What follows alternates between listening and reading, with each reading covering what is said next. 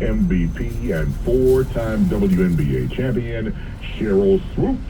Sports gave me so many opportunities, obviously while I was playing and on the court, but since I retired, and the things that are important to me and that I'm passionate about off the court, sports gave me that platform to be able to have a voice.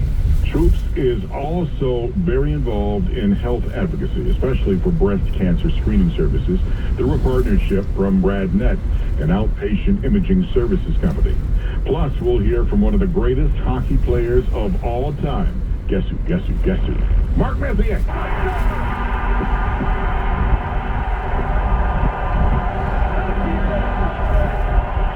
And all that and more straight ahead on the Bloomberg Business of Sports. The NBA is closing in on a huge, and I mean huge, media rights deal with NBC, ESPN, and Amazon. We welcome Bloomberg News Global Business of Sports reporter Ira Boudouet to help us break it down. Ira, welcome, old friend, to the Bloomberg Business of Sports.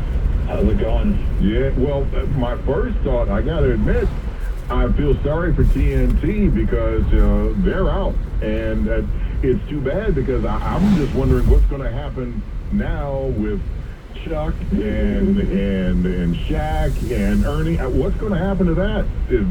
I love that show. Well, so it's not guaranteed that that they're out, right? Because there's no rule that says the league couldn't add a package. You know, they can do as many or as few as they want. But it does look like they may be on the outs. They're not, in our reporting and in the reporting of others, it doesn't look like Warner/TNT is going to be in the mix this time. But, none of these things are final, and we still may be weeks away from knowing for sure. But right now, it looks like it's going to be NBC Comcast, which of course owns NBC, and Amazon as the main partners here.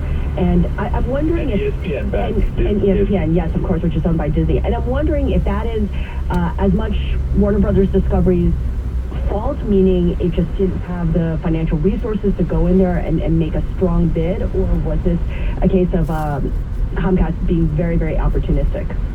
I think it's a few things. I think one big difference maker for Comcast is that they have a broadcast network. So they have NBC. Warner does not have a broadcast network. And the future of sports broadcasting, more and more, sports media, more and more looks like a return to broadcast networks as the cable bundle continues to atrophy. So there's both movement towards streaming and movement back toward broadcast antenna-free TV. And Warner is not great at the streaming yet. I think the NBA looks at Max as a kind of muddled sports product. They have that add-on Bleacher Report service that you have to do on top of Max in order to get their sports content. Not a very good pure play sports streaming option. No broadcast network. So really they are about their cable channels, TNT, where they put the NBA games, and TBS, where they put a lot of their sports. So that looks less attractive to the NBA as a way to distribute its games, even though they have this, great studio show that we've been talking about with Chuck and Jack and Ernie and Kenny, that would potentially go away, and that is a selling point. They don't have the kind of distribution that I think the NBA wants.